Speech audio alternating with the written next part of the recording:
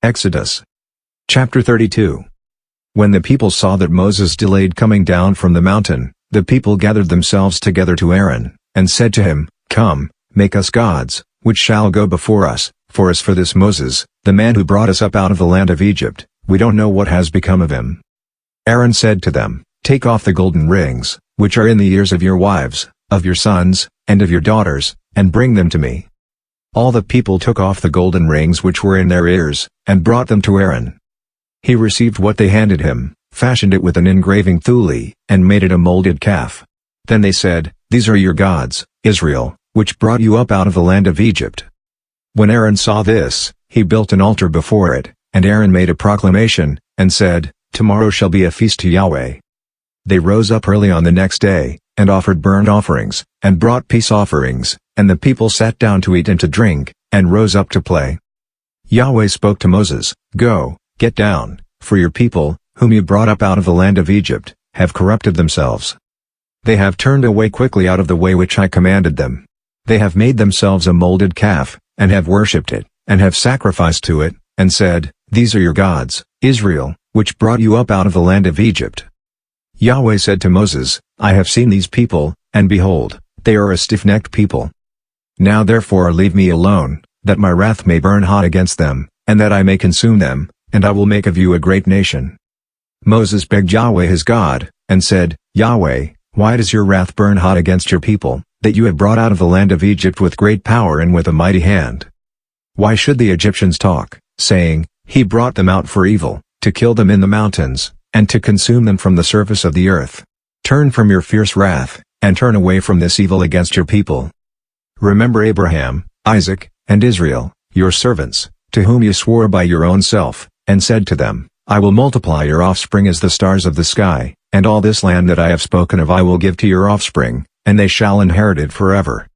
So Yahweh turned away from the evil which he said he would do to his people. Moses turned, and went down from the mountain, with the 2 tablets of the covenant in his hand, tablets that were written on both their sides. They were written on one side and on the other. The tablets were the work of God, and the writing was the writing of God, engraved on the tablets. When Joshua heard the noise of the people as they shouted, he said to Moses, "There is the noise of war in the camp." He said, "It isn't the voice of those who shout for victory. It is not the voice of those who cry for being overcome, but the noise of those who sing that I hear." As soon as he came near to the camp, he saw the calf and the dancing. Then Moses' anger grew hot, and he threw the tablets out of his hands, and broke them beneath the mountain. He took the calf which they had made, and burned it with fire, ground it to powder, and scattered it on the water, and made the children of Israel drink it. Moses said to Aaron, "What did these people do to you, that you have brought a great sin on them?" Aaron said, "Don't let the anger of my Lord grow hot. You know the people, that they are set on evil. For they said to me, 'Make us gods, which shall go before us.' As for this Moses, the man who brought us up out of the land of Egypt, we don't know what has become of him." I said to them, "Whoever has any gold, let them take it off." So they gave it to me, and I threw it into the fire, and out came this calf. When Moses saw that the people were out of control, for Aaron had let them lose control, causing derision among their enemies. Then Moses stood in the gate of the camp, and said, "Whoever is on Yahweh's side, come to me."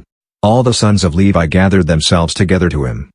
He said to them, "Yahweh, the God of Israel, says, 'Every man put his sword on his thigh, and go back and forth from gate to gate throughout the camp, and every man kill his brother, and every man his companion, and every man his neighbor.'"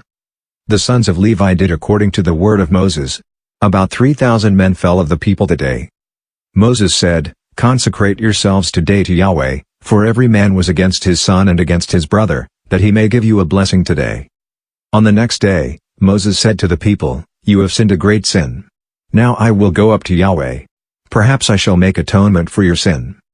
Moses returned to Yahweh, and said, "Oh, this people have sinned a great sin, and have made themselves gods of gold.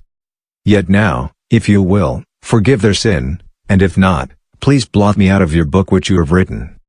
Yahweh said to Moses, "Whoever has sinned against me, I will blot him out of my book. Now go, lead the people to the place of which I have spoken to you. Behold, my angel shall go before you. Nevertheless, in the day when I punish, I will punish them for their sin." Yahweh struck the people, because of what they did with the calf, which Aaron made.